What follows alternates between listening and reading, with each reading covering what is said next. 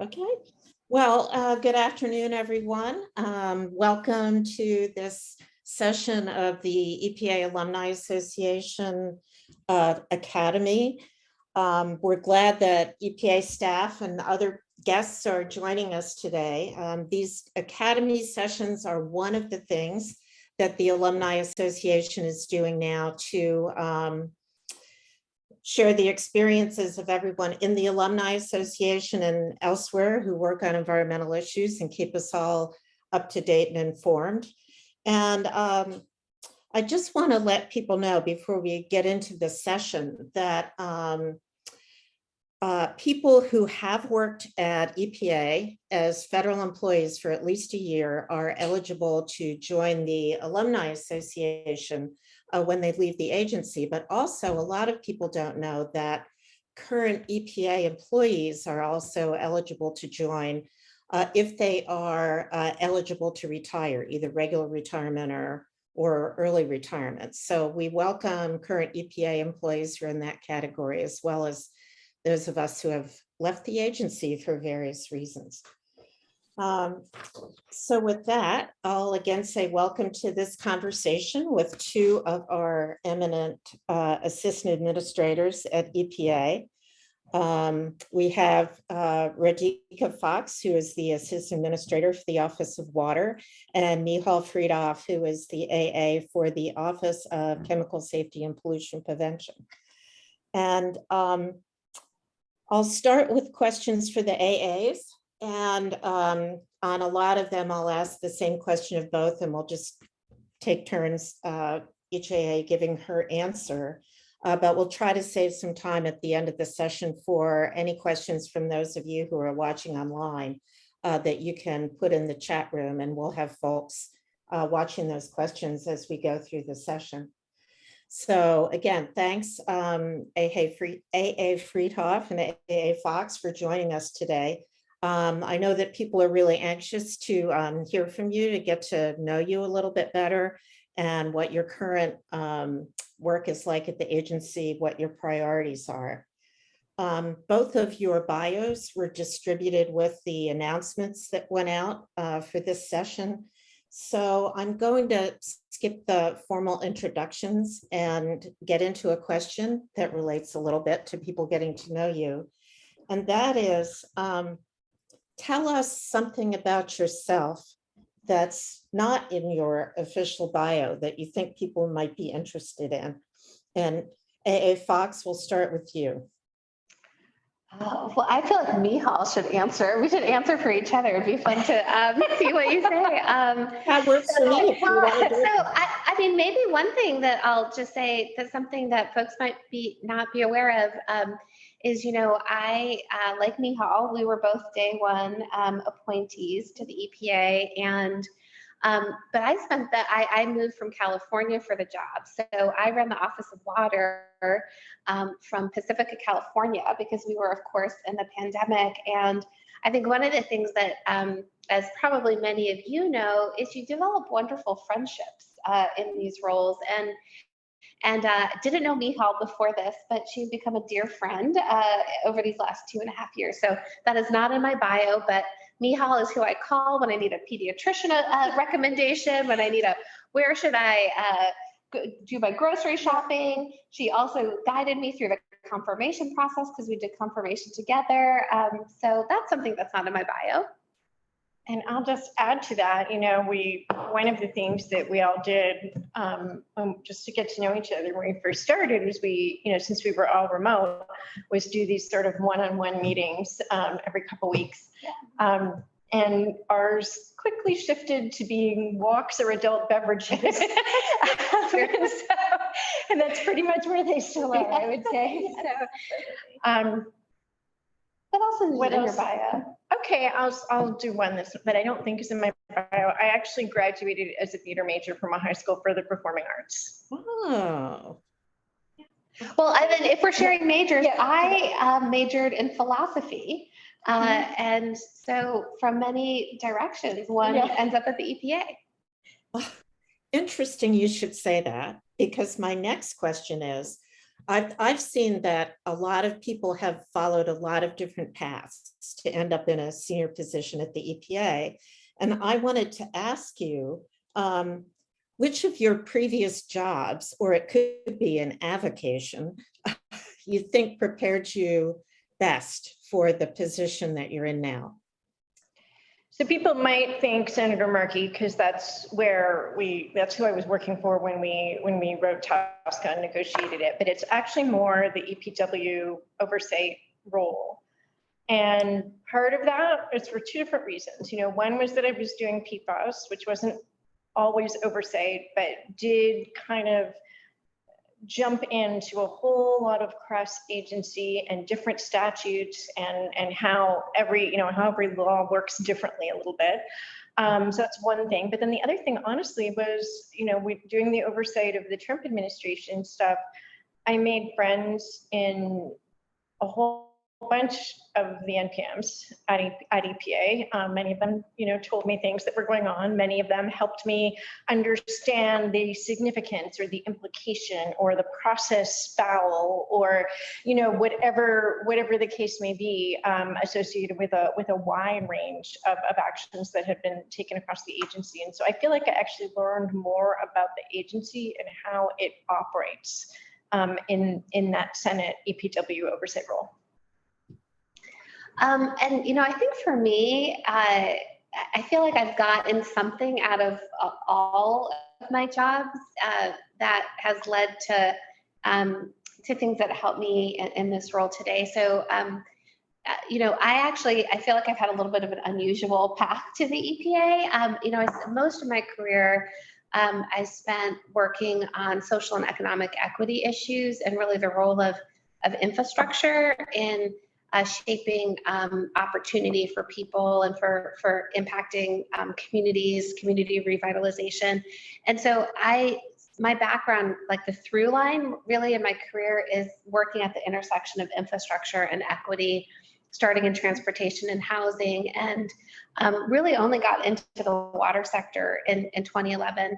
So a lot of the work that we're doing right now in the Office of Water is very much centered in equity and environmental justice. And I think that experience at an organization called Policy Link, where I was for about 12 years, I sort of bring that to this role. Then I actually worked at a water utility, the San Francisco Public Utilities Commission. And I actually feel like that's a badge of honor that I am the first assistant administrator to have actually worked at a water agency. Right. And it was what I call one water utility, because it was responsible for drinking water, wastewater, stormwater, and municipal power. So when we're making decisions on these big regulations, or whether, it's our PFAS drinking water rule or it's a stronger lead and copper rule, I'm thinking about the kind of real world, impacts of the choices that we're making, having come from an agency that had to be in compliance, with all of these things. And then I'll stop there, but I feel like each of our jobs, we learn something that we hope, we carry into the next one. I think that's great. That's great for people to hear. I guess, even as familiar with the agency and the work of the agency as you were, so I'll ask A.A. Freedhoff first. What surprised you when you actually started working at EPA in 2021? I'd say it's really the process. When you're in the Hill, if you can find a path to yes, the time frame between starting and yes can be 10 minutes, right? It's the Wild West. You can do whatever you can get away with is what you can do on the Hill. And, here there is just so much process. So, just the classic things you guys have all experienced yourselves. I remember we wanted to add one word to the name of a division, and I think it took 4 months. Was it a reorg? It wasn't. Well, it was because we changed the The name name. of the division, but nothing else changed. It was just adding one word to the division. And so everything from, from sort of baking in the amount of time it takes to get a thing from your office to OP to OEX to the administrator, and then how, and it's just you lose days and weeks to all of these little things that you really just don't bake in or understand until you're here and you see them. Yep, that brings back some memories. I would 100% agree with what Michal said. So I think for me, this is my first opportunity to be in federal service. And so I think one of the things that surprised me is just the scope of both work that's happening in the Office of Water and the scope of responsibility as the assistant administrator. Obviously, I knew it was a big job, right?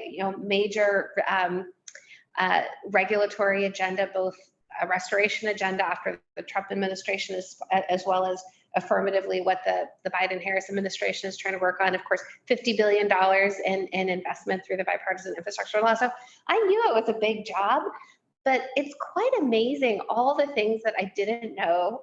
Like, for example, and if any of the EPA alumni, are from the water program, if there is a whale carcass that is on a beach, you need a permit to remove and dump that whale carcass. That needs a permit that the AA has to sign. So never thought I'd be signing permits for whale carcasses.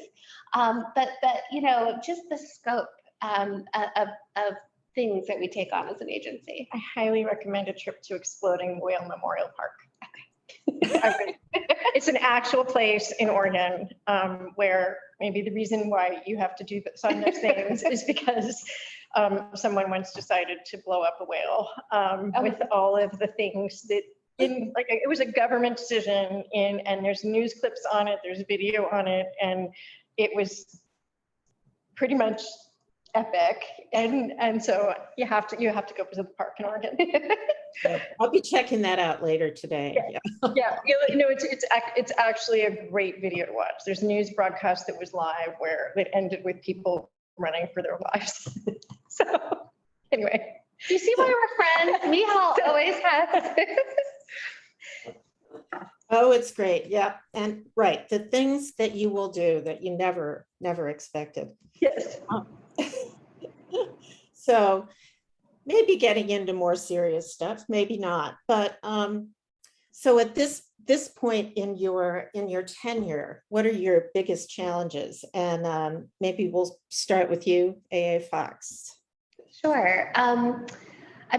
Obviously there's a lot of challenges. I think the biggest challenge right now is time. The clock, I know it may feel like, okay, there's 18 months left in this administration, but that there's a lot that many of our offices are trying to get done. So I think that's a huge challenge. I think the thing that is, top of mind for me right now, and really my heart is heavy from, is the Supreme Court ruling last week on the Sackett case. I think,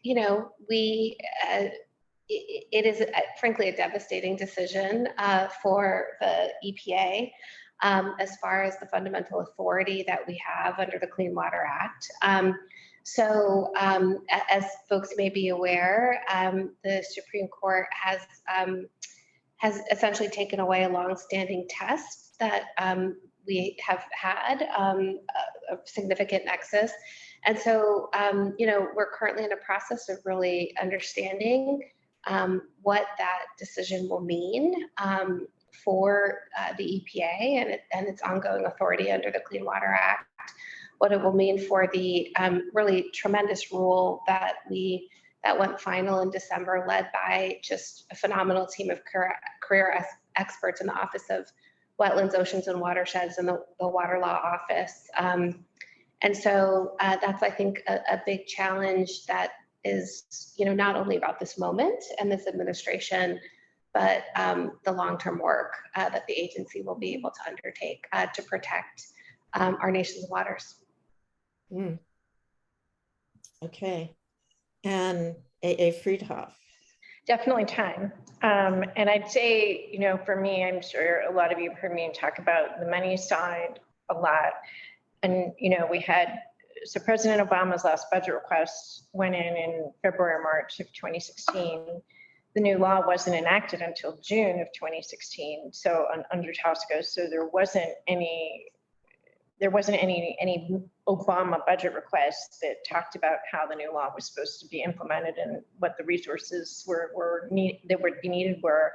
And then the Trump administration for all 4 years didn't ask for any additional funding. So, you know, you're kind of going from this law that hadn't ever been used to write comprehensive risk evaluations, where the rulemaking authority had been basically decimated by a court decision. And all of a sudden, we have to do 10 comprehensive risk evaluations at once, double that to 20 in 3.5 years later. On the new chemical side, it went from, you know, doing a formal risk assessments of about 20% of the new chemicals that came into the agency, and overnight the laws changed and made it be 100% formal determinations. And for 4 years, you've got this staff who have never, you know, been supported with budget requests that I personally think Congress would have granted. And as a result, you know, this consistent failure to meet any of the deadlines, policy choices made by the last administration that also, you know, were not viewed as protective and or likely to lead to legally defensible rules, and a lot of things that we had to sort of undo and repackage and build, while at the same time, you know, the statutory deadlines don't change. They just keep piling up. So I think for me, it's really just been that, you know, feeling like there's a number of building blocks that need to be built in this first Biden term. There's a number of discrete regulatory actions that need to be taken in this first Biden term. And, you know, the clock really is ticking, and I feel that all the time. Mm-hmm. So if I could do a bit of a follow-up, what's your strategy for dealing with that? Because it does seem overwhelming. I mean, I think, you know, so I have this giant, it's like pages printed together and like taped together of the entire rulemaking schedule. So it's a whole bunch of things. You know, you guys all know ADP from your time here. The last administration just left everything at tier 1 and didn't down tier anything. Also didn't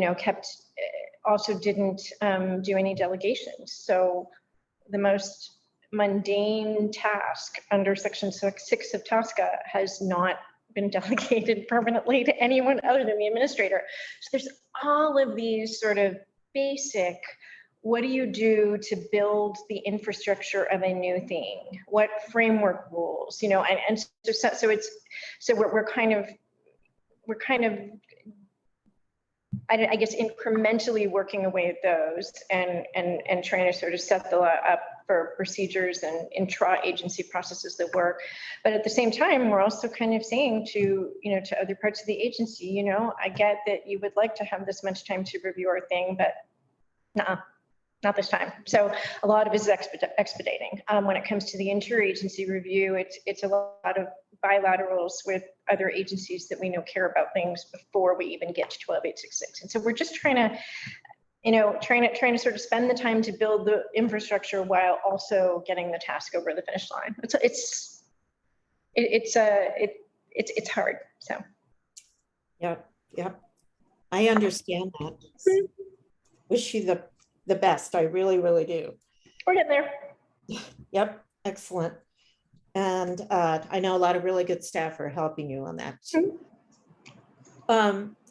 So AA Fox, we know that the Water Office is doing a lot of work related to the bipartisan infrastructure bill and the Inflation Reduction Act. Are there any highlights or particular challenges you'd like to share around that body of work? Yes.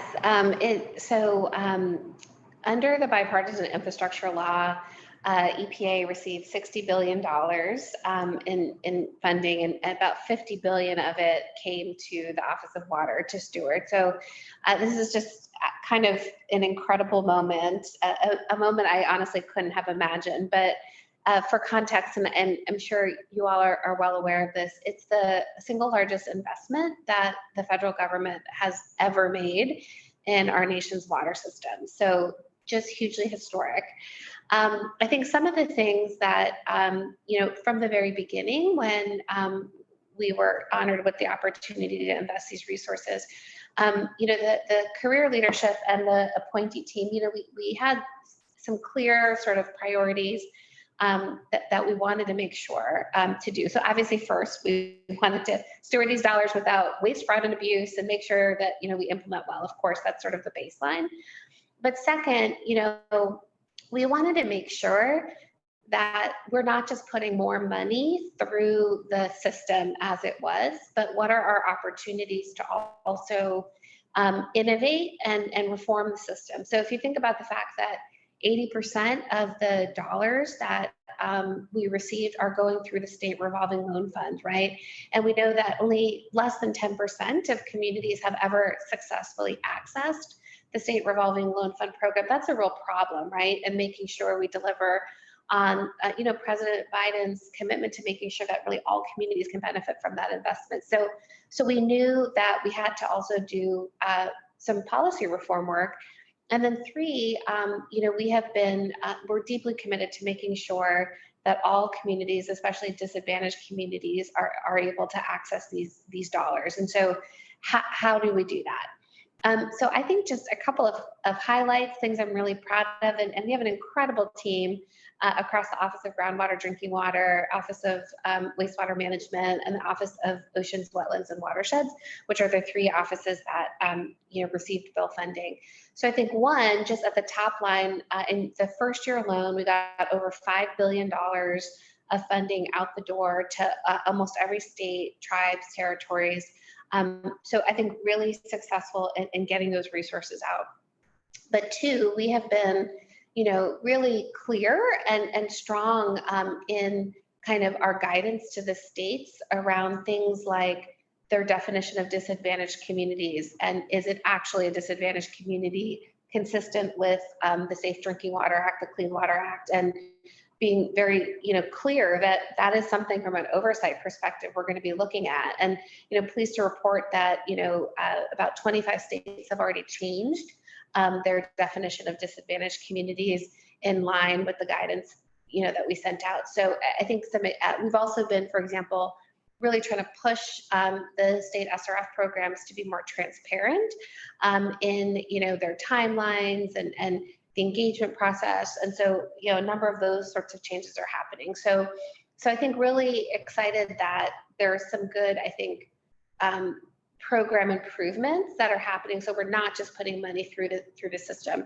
And then I think and Michal's probably sort of sick of me talking about this, but the thing that I am most proud of is the technical assistance work. So, what we have been able to do is stand up a technical assistance infrastructure in communities to help water systems access these funds. So many systems struggle with having the technical, financial, and managerial capacity to, be able to even apply for these SRF funds, much less implement them well. So last year we put out about $200 million through our environmental finance centers and other grantees that, starting next month, they'll be working in over 700 communities in 2023 alone on the technical assistance support. And then we're going to be, doing more of that because again, I think to change the odds for who has access and who doesn't to these resources is going to need that intentional building of capacity at the community level, at the system level, and that's what we're doing to again make sure that these resources, we're investing in communities and we're investing in America. So you're affecting all kinds of infrastructure, not just the physical kind. Yeah, Absolutely. That's great. Those are just amazing opportunities that you all are pursuing there. I think our membership is particularly interested in how the bill will help communities with lead pipes. Very, very longstanding issue, as we all know. How and when will those communities see a difference in that situation? Yeah, well, I think first of all, as somebody who is a self-professed water geek, can we just say, when you have a president in the State of the Union that basically says we have to get all the lead out, and then to put the force of the administration's authorities behind that, it's truly, truly, truly incredible. But as far as the funding goes, the bipartisan infrastructure law included a dedicated $15 billion in investment for through the drinking water SRF program for lead pipe replacement projects. So I can't remember the exact number, but at least half the states, if not more, have taken their first year of lead service line funding. And so, they are now investing in projects that are on their intended use plans. So that's very exciting. Actually, next week, I'm going to be visiting Pittsburgh, where they're going to actually be able to complete all of the lead pipe removal by 2030 in Pittsburgh because of the money from the bipartisan infrastructure law, which has been a huge boost. So the funding is so critical. But what I think is exciting is that really under President Biden's leadership, the EPA is really utilizing all of the tools that we have to support and accelerate lead pipe removal. So there's of course the money, which really matters, but we're also working on a stronger lead and copper rule, which we intend to propose this fall, which will, I think also when final, will really, it's going to be a clear marker in the ground as far as getting all the lead out, per the president's vision. And then we have a huge push on our technical assistance work related to lead service lines. So just in January, we announced our lead service line accelerators initiative.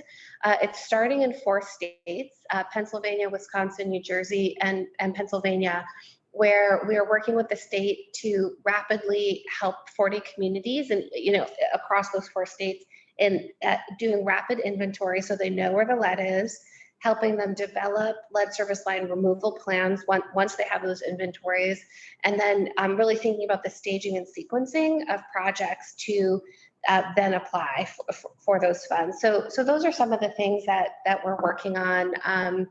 But already the money is getting to water systems, and pipes are being removed as we speak because of the bipartisan infrastructure law. Well, thank you. So AAA Freedhoff, we have a lot of members, of course, of the Alumni Association who worked in the regional offices, as well as headquarters and labs and so forth. OCSPP implementation has always been more headquarters focused than focused on the regions and the states. And I wonder what your views are on the most important role of the regional offices in implementing OCSPP programs. Well, I guess I'll sort of start on the pesticide side, because I do think our footprint is bigger in the regions on the pesticide side, whether it's the certified applicator plans that every state is in the process of getting approved, or even, we're working, there's all of these devices that come into the country with weird disinfectant claims, like this necklace will cure COVID, and so and those are very time consuming for the regions to kind of handle along with us, and so we're kind of working with the regions on seeing what we can do in that space to make things better. But I'd say on the toxic side, one of the reasons why there hasn't been a huge footprint with OCSPP in the regions has been because there haven't been a ton of rules. I think that's going to change. And I think, with a lot of our rules, a lot of them are, methylene chloride, for example, has a ban on just distribution of methylene chloride containing products for consumer use. And, I think everybody knows about the paint stripper use because that was a famous, a kind of more high profile single use rule that the Obama administration proposed and the Trump administration finalized only a part of. But there's a ton of consumer uses of methylene chloride. There's glue, there's steam removers. You can, during the holidays, you can find menorahs and Santa lights that have methylene chloride fuel in them. And if you remember, when you were a kid, there was a toy where we'd have like a glass bulb filled with purple liquid and an empty glass bulb over here. And when you held the glass bulb in the one hand, the liquid would come over and into the other thing. Remember that? It's called a dippy bird, methylene chloride. So there's going to be a lot of enforcement, a lot of, in ways that you wouldn't expect, not just a big chemical factory, doing things that it shouldn't be doing, but also, kind of the in stores, in hardware stores and toy stores and other things like that. So I do think on top of, and I think the TSCA presence will definitely grow over time. And then, we do have some funding in the bipartisan infrastructure law to kind of build on our P2 activities, which as you guys know, are all grants that go out to prevent pollution from even beginning by helping companies and others switch to different processes or chemistries.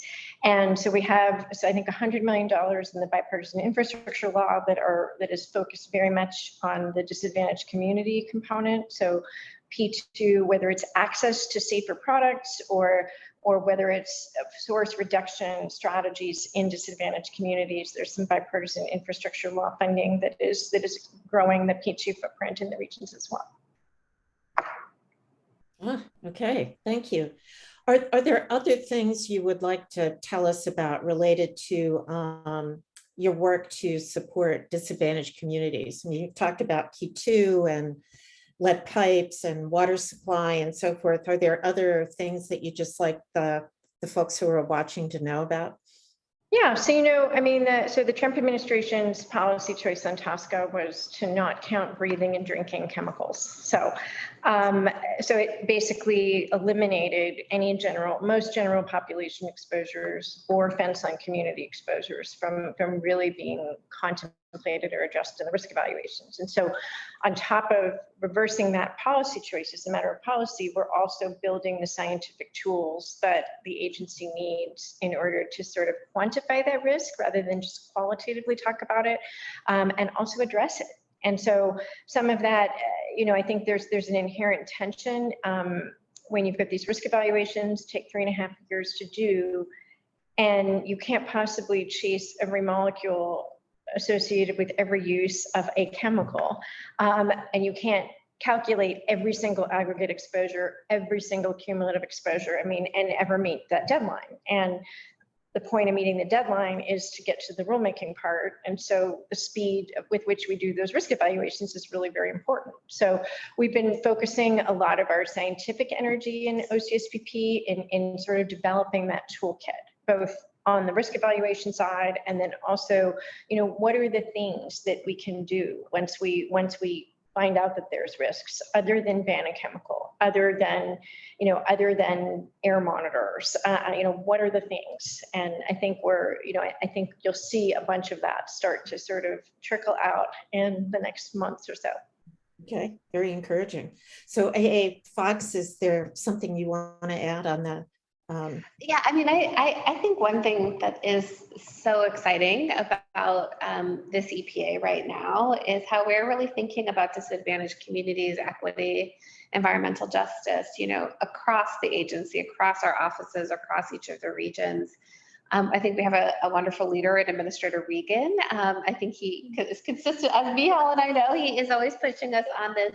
One thing, because I suspect a lot of folks on the call have been involved over the course of many years on various rulemakings that we've done. And, one thing that I've observed both in the context of Office of Water rulemakings, but also, being engaged in other rulemakings that other NPMs are doing is the growing sophistication in the environmental justice analysis that folks are doing alongside those rulemakings. Obviously, we're looking at cost benefit, the economic, all of those things, but there's a sophistication in the EJ analysis that a lot of these that are happening in the context of these rules. I think some interesting work on how you think about operationalizing things like cumulative impacts, which, we have known, the science, the research shows us, right, the public health data, we know about the cumulative impact of being exposed to a range of burdens, right, environmental justice burdens on certain populations. But I think the thoughtfulness with which how we're trying to build it in and bake it into the rulemaking is, I feel like, something that's very exciting. And it's also happening in some of the other agencies too, not just the EPA. Great, thank you. The members of the association are also very, very interested, and a lot of people are active working in the area of trying to help build and maintain a strong and diverse staff within the EPA. So we're wondering, what are your AA-ship's recruitment and retention challenges these days? So it's on the science side for me, I'd say. I think, it's such a heavily scientific agency, and in some parts of the agency more so than others. And there aren't a ton of long career trajectories that you can have at the agency if you're a scientist and you don't want to be a manager. And so what happens is people, you invest in these amazing, energetic, spectacular young scientists. They make a decision, I don't really want to be a manager. I want to be an SL, or I want to be, a non-supervisory GS-15 scientist. And then you have almost no positions of that sort to offer those people. So that, that ends up affecting us both on the toxic side and the pesticide side. With the pesticide side, USDA has more GS-15 science slots than we do. And we end up losing a lot of our, really senior, amazing people to opportunities that we can't provide.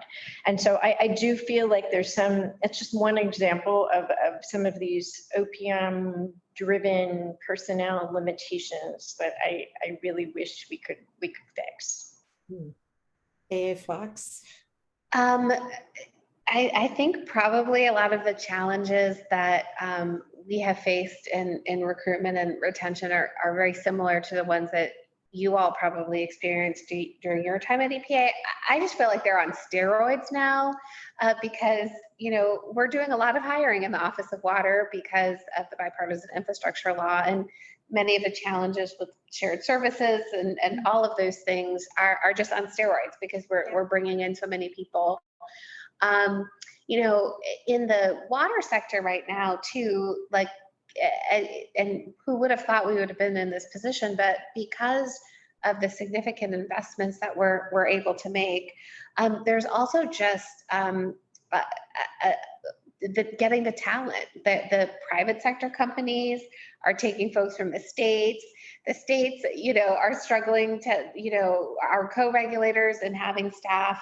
We're struggling bringing people in. So I think all of it is a challenge. I think, we've made some progress in the context of hiring around the bipartisan infrastructure law and the Inflation Reduction Act, like the direct hire authorities for what are they called, environmental fellows and things like that make it a little bit easier, but it's insufficient.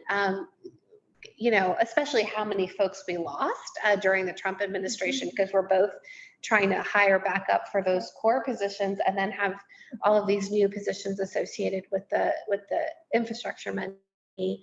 One thing that's interesting, Michal, I didn't realize that about the scientist piece. One of the things that I've also experienced as a challenge is it's actually very difficult to bring in like GS15, GS14 positions from the outside if they're not technical people. So for example, if you want to bring in some of the best talent of communications experts, right, who are, it's very hard to bring in a GS15 from the outside unless it's an engineer or it's a scientist.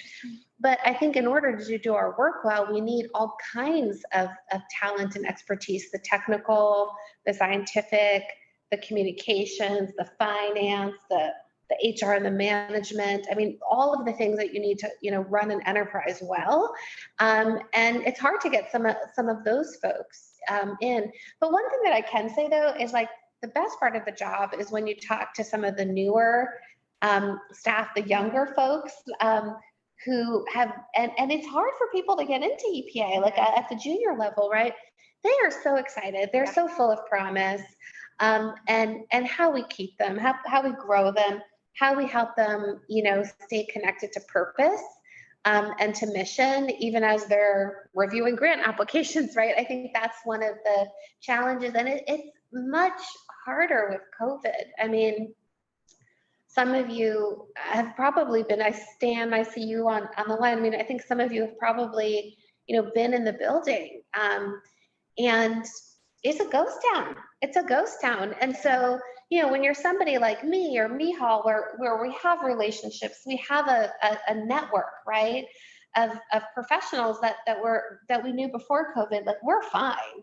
I have people to talk to and bounce ideas off of it. But if you're, 25, you're new, and you're coming into this mostly remote kind of work situation, how you build your network, how you have that connectivity that is so essential to making big change in a place like EPA. That is what I worry about. And how you get those people invested enough in the agency that they want to stay for decades. Right. And that I do worry a little bit about the connection with the agency, even if they're okay with each other. But that's right. Yeah. I think that we in the association are really interested in knowing if there are additional things we could be doing to help you with some of these issues from outside the agency. And if you have any thoughts on that now, or if you'd like to share some with us later, we'd love to hear that. But we have a lot of people who, loved working for the agency and had a lot of experience. So if there are ways we can bring that to bear to help you with these, either the staffing or the retention challenges. Certainly steering good people our way. But I'll sort of throw in another one. OCSVP is a little backwards from the rest of the agency, because the rest of the agency is cleaning things up. OCSVP, both in TSCA and on the pesticide side, is like, how much of the bad thing can you put into the environment? So it's true.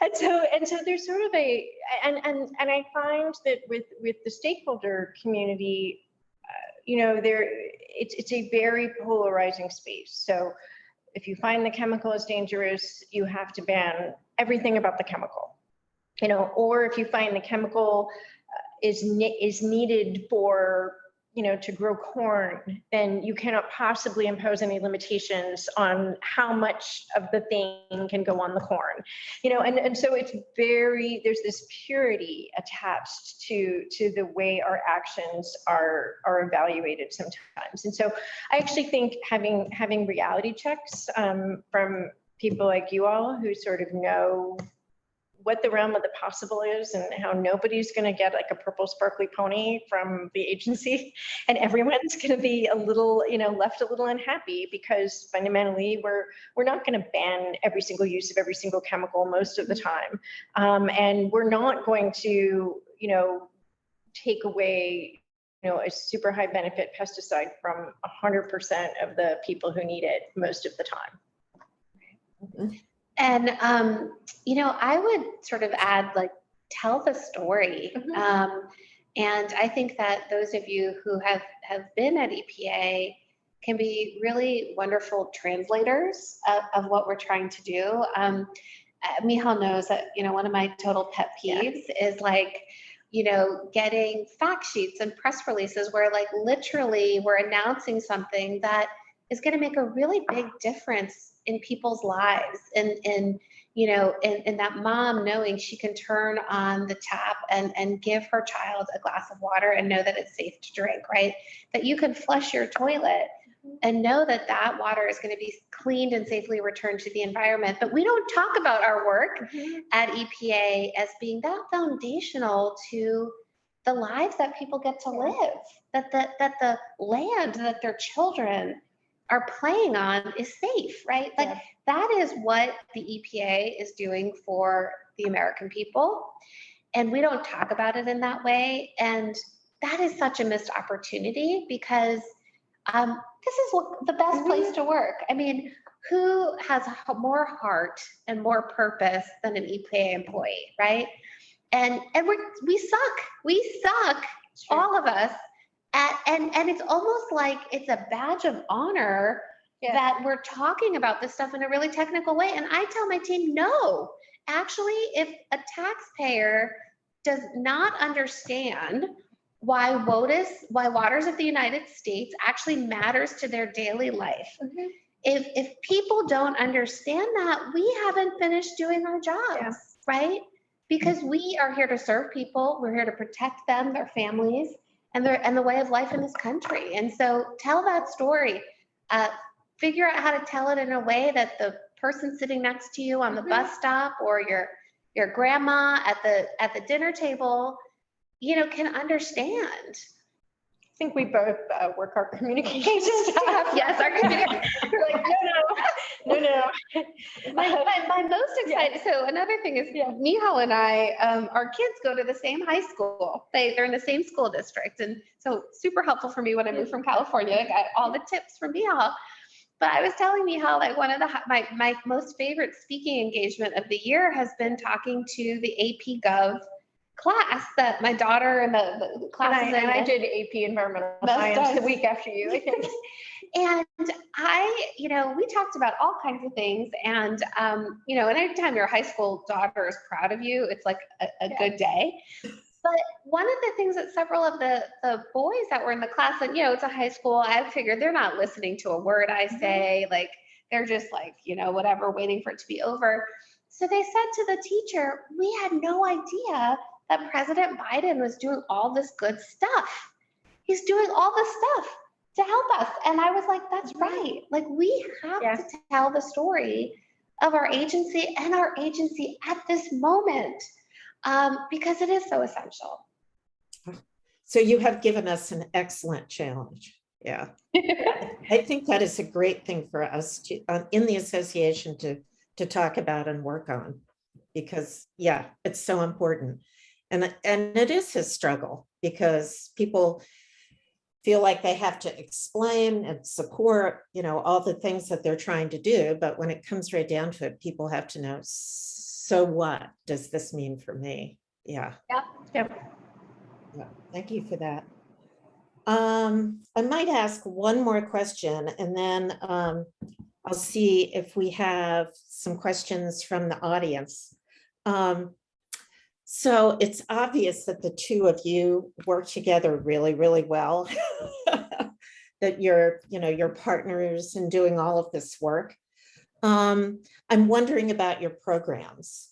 Are there particular areas where you are really wanting your people to be working together, and how are you approaching that and encouraging your staffs to work together on certain topics? Well, I'll say, Radhika leads the PFAS Council, and the whole agency is working very closely together on PFAS under your leadership. And, so those are regular engagements. You are like such a brainchild behind the PFAS roadmap. Yes, you are. Today, we had our option selection meeting for our asbestos Part 1 rule. And the tension with the chlor-alkali sector and how quickly they might be able to phase out of asbestos is squarely in OW's lane, because it's really about safe drinking water. So you can't really not have chlorine anymore as a consequence of phasing out asbestos. And so our offices worked really closely on that.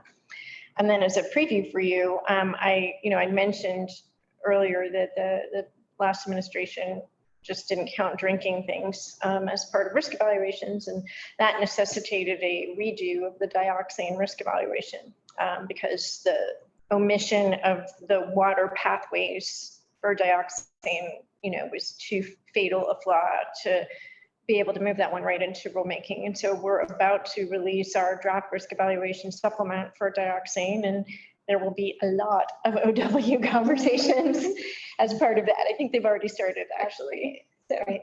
I mean, I'm glad that, Michal, you mentioned PFAS because, I would definitely say that under the authorities that you have under TSCA and the inventory, the TRI, like really exciting opportunities to, restrict, right? But and then a lot of authority under Safe Drinking Water, Clean Water Act. But I think what is so exciting is with the PFAS strategic roadmap, I think we're both working hard within our different statutory authorities to get important rule makings done, enforcement actions done, OWICA, et cetera.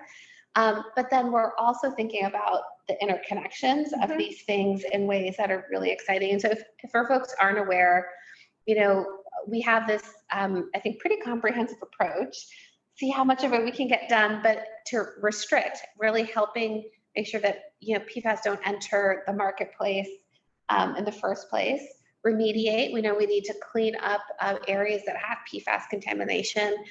And then research, we need to continue to build the scientific foundation. So it's been pretty wonderful how the various NPMs have been working together on the PFAS issue. And, I think some of the most signature rulemakings that we're doing as an agency collectively are on PFAS right now.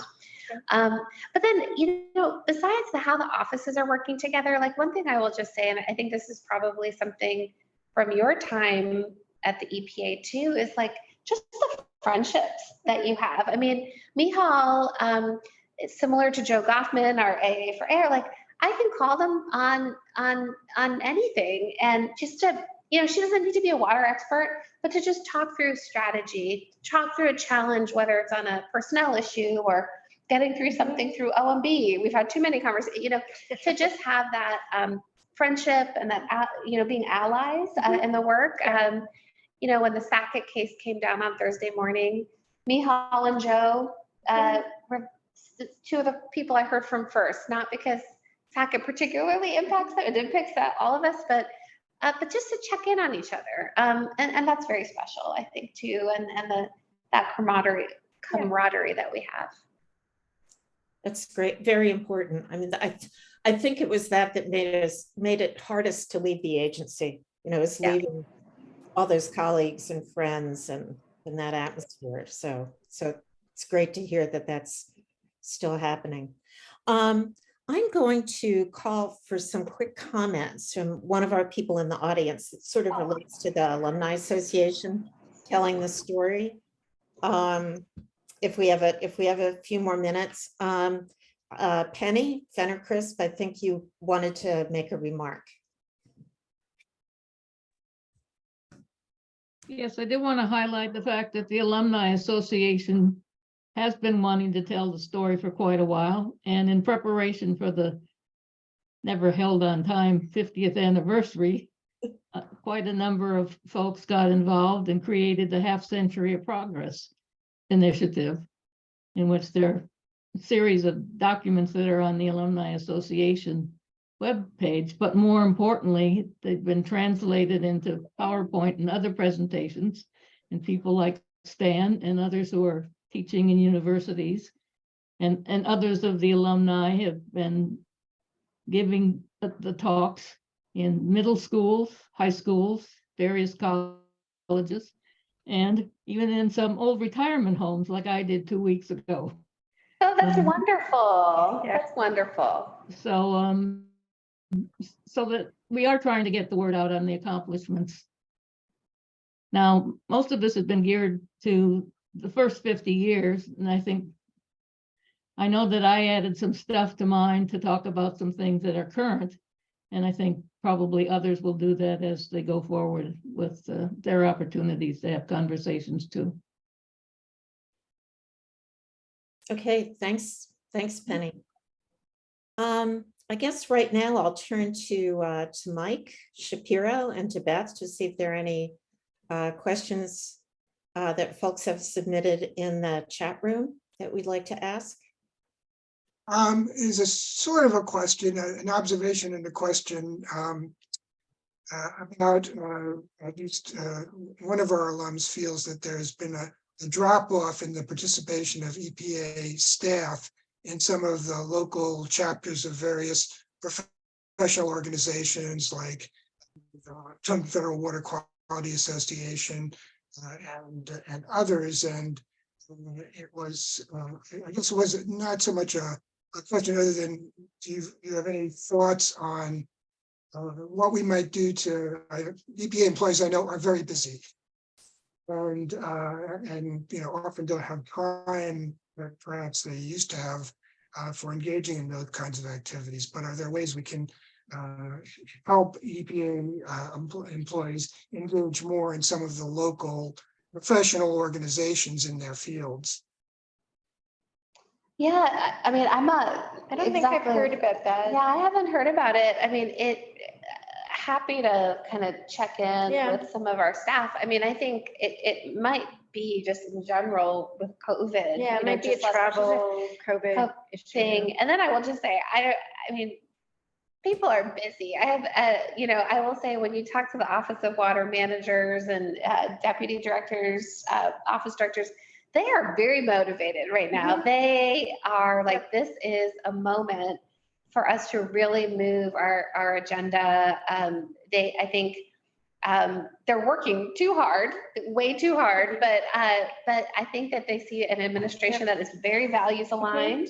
And they want to move their work, and so it might also be that their heads down, getting this money out the door, getting these big rules all done, and then defending them. And it might be that too.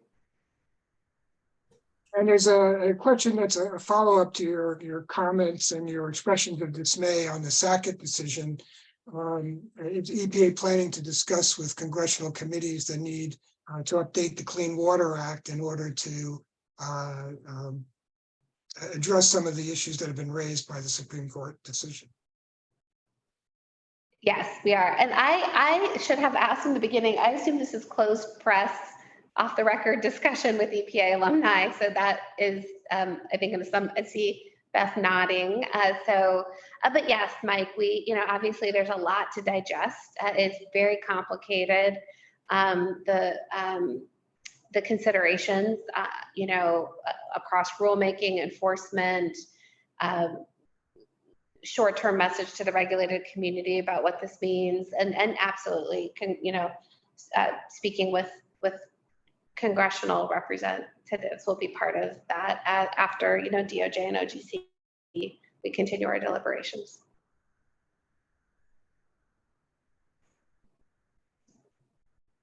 Okay, is that it, Mike? I don't see any other questions in the chat. Okay, well, we've come to 5 o'clock, and I know that you're probably scheduled in one meeting after another, right? So I really, really want to thank you both for this wonderful conversation. It's been great, and for taking the time to talk to all of us today. So hope that the Alumni Association can find ways to help you out and help tell the story that you and all the staff are doing. So thank you very, very much. Thanks for inviting us. Yes, It's been thank really you fun. so much. Great to see you all.